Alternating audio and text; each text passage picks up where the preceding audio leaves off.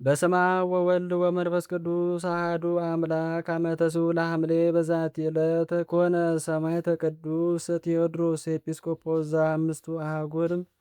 አንድ አምላክ በሆነ በአብ በወልድ በመንፈስ ቅዱስ ስም ሐምሌ 9 በዚች ቀን የአምስቱ አህጉር ኤጲስቆጶስ ቅዱስ ቴዎድሮስ በሰማዕትነት አረፈም። ዲዮቅልጥያኖስም በካደና ጣዖትን ባመለከ ጊዜ ምዕመናንን ያሰቃዩአቸው ዘንድ መኳንንቱን ወደ ሀገሮች ሁሉ ላከም። ለጣዖታትም እንዲሰግዱ ያስገድዷቸው ነበር። ስሙ ፍላጦስ የሚባል አንድ መኮንንም ወደ አፍራቂያ ሀገር መጣም። በዚያም ቅዱስ ለክርስቲያን ወገን መምህር እንደሆነ ነገር ሰራበት። መኮንኑም ወደ እርሱ አስቀርቦ ለአማልክት እንዲሰዋ አዘዘም። ቅዱሱም ይህን ብሎ በለሰለሰ ሰማይና ምድርን የፈጠረ አምላክን ትተን ጣዖትን ማምለክ አይገባንም። መኮንኑም በውኑ አርጤምስስና አጵሎንና አርዳሚስንም ሌሎች አማልክትንም ያይላችኋል፣ ሌላ ነውን? አንተ የምትናገርለት አምላክ አለ፣ እነዚህስ አማልክት አይደሉም አለው። ቅዱስ ቴዎድሮስም መልሶ አሁን አማልክት አይደሉም፣ ክብር ይግባውና ከአንድ ከኢየሱስ ክርስቶስ በቀር አምላክ የለም፣ እርሱም ለፍጥረቶች ሁሉ ፈጣሪያቸው ነው ብሎ መለሰም። መኮንኑም ኃይለ ቃል ስለመመለሱ ተቆጥቶ 40 ቀን በግርፋትና በስቅላት በስራትና በመንኮራኩራት እንዲያሰቃዩት አዘዘ። እርሱ ግን ትእዛዙን አልሰማም። ከማሰቃዩም የተነሳ አልፈራም። ከዚህም በኋላ ራሱን በሰይፍ እንዲቆርጡ አዘዘ። በመንግሥተ ሰማያትም የሰማዕትነት አክሊልን ተቀዳጀ። ለእግዚአብሔር ምስጋና ይሁን፣ እኛንም በጸሎቱ ይማረን ለዘላለም አሜን።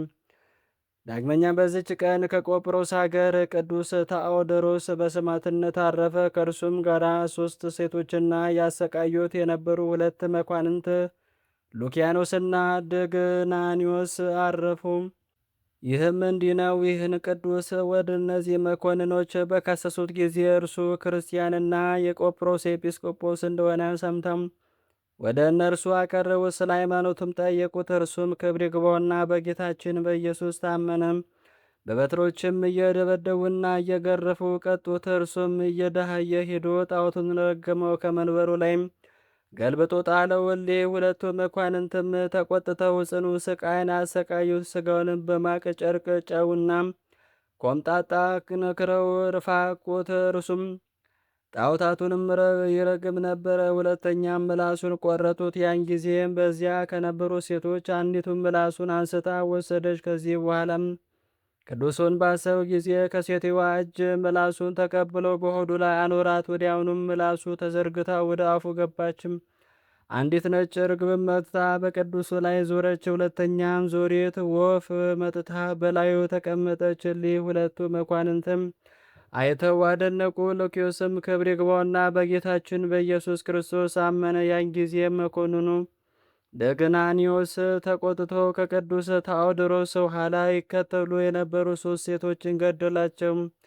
ከዚህም በኋላ ቅዱስ ታኦዶሮስ ነፍሱን በሰጠ ጊዜ ርግቧና ሶሪት ወፍ በረረው ሄዶ ደግናኒዎስም አደነቀ። ሉኪዮስም የክርስቲያን ሃይማኖት የቀናች እንደሆነች አስረዳው። ክብር ይግባውና በጌታችን በኢየሱስ ክርስቶስ አምንም። ከዚህም በኋላ 2ቱ መኮንኖች ከቆሮንቶስ ሀገር በመርከብ እስከ ቆጵሮስ ሄዱ። በዚያም ክርስቲያኖችን ሲያሰቃያቸው ሌላ መኮንን አገኙም። ሉኪዮስም ከደግናኒዎስ ተሰውሮ በመኮንኑ ፊት ቆመ። የጣዖታቱን መንበር ገለበጠ። ክብር ይግባውና በጌታችን ኢየሱስ ክርስቶስ ታመነ። መኮንኑም ራሱን በሰይፍ እንዲቆርጡ አዘዘ። የሰማዕትነት አክሊልም ተቀበለ። ደግናኒዎስም ሥጋውን ወስዶ ገንዞ ቀበረው። ከዚህም በኋላ ደግናኒዎስ በመኮንኑ ፊት ቆሞ ክብር ይግባውና በጌታችን ኢየሱስ ክርስቶስ ታመነ። ይህንንም በሰይፍ ራሱን ቆረጠው። የሰማዕትነት አክሊልም በመንግሥተ ሰማያት ተቀበለ። ለእግዚአብሔር ምስጋና ይሁን፣ እኛንም በከበሩ ሰማዕታት ጸሎት ይማረን ለዘላለሙ አሜን። ዳግመኛ በዚች ቀን መስተጋድል አባ ህልያን አረፈ። የዚህ ቅዱስ የአባቱ ስም ድስጣ የእናቱ ስም ካልሞና ነው። የአገሩም ስም አይነ ፀሐይ ይባላል።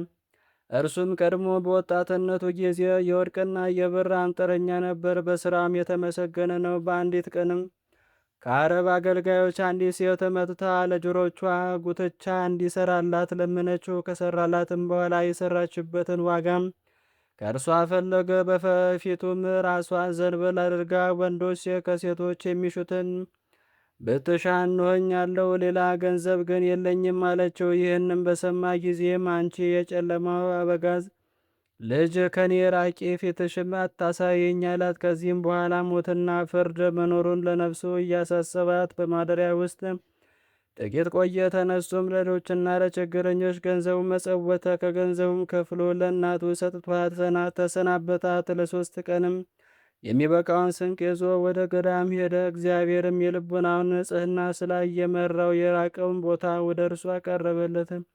ወደ ኤርትራ ባህርም ዳርቻም በአንዲት ቀን ደረሰ። ቆሞ ሳለም ነጭ ልብስ የለበሱ እንደ ፀሐይ የሚያበራ መስቀልን የተመረኮዙ 3 ሰዎች ተገለጡለት።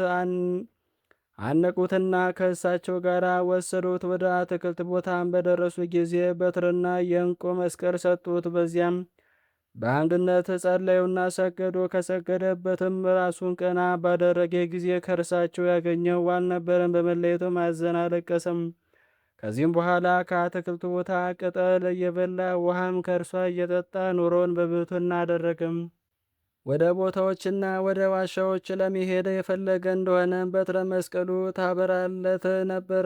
የረዘመውን መንገድ ተጠቀልልለት ነበር። ልብሱም ከነዚያ ዛፎች ቅጠል ነበር። የተረገመ ሴጣንም የተጋድሎን ባየ ጊዜ ሰውም ተመስሎ ወደ ክፉ ሰዎች ሄደም እንዲህም ብሎ ነገራቸው። በገሌ በረሃ የተሰወረ ገንዘብ አለ። የሚጠብቀውን ከያዛችሁት ታገኛላችሁ። ወደዚያ ወንዝ ማዶም መርቶ አደረሳቸው። በደረሱም ጊዜ መሻገሪያ መንገድ አጡም።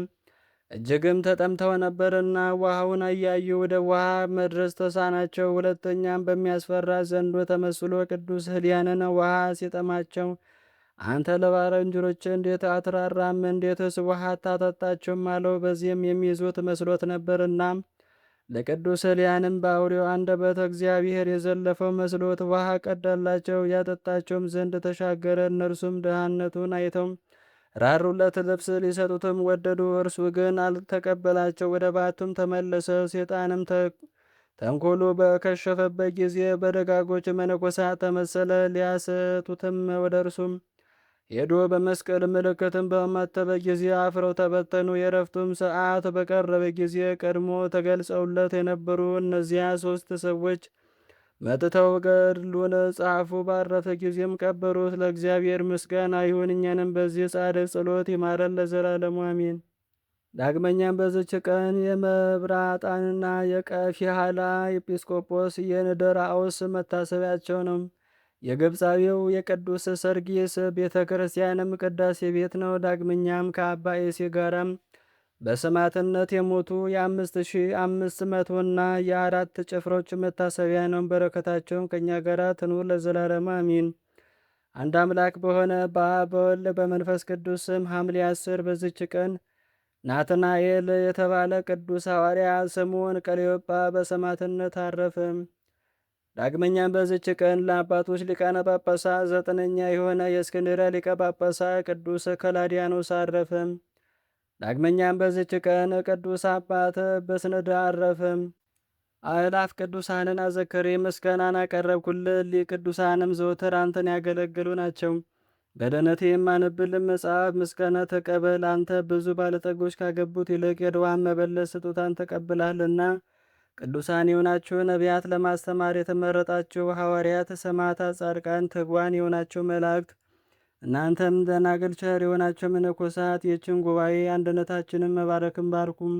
ስትባርኩም ከሕፃናቱ ጀምራችሁ እስከ ሽማግሌው ድረስ ይሁን። በብርሃንና በወረቀት ያጻፈውን ሊያስደርስ በገንዘብ ዋጅቶ ያጻፈውን አምኖ ያነበበውን ወደ ሌላ ልሳን የተረጎመውንም በእዝነ ልቡን አምኖ የሰማውን ከጠብ ከክርክር ከመከራ ከችግር በምትሰውር በእናቱ በቅድስት ድንግል ማርያም ጸሎት ኢየሱስ ክርስቶስ ሁላችን አንድ ላይ ማረን። ቅዱስ መንፈሱንም ይላክልን ከዛሬ ጀምሮ ለዘላለሙ ዳግመኛ እስኪመጣ ድረስ አሜን። ወስብሐት ለእግዚአብሔር።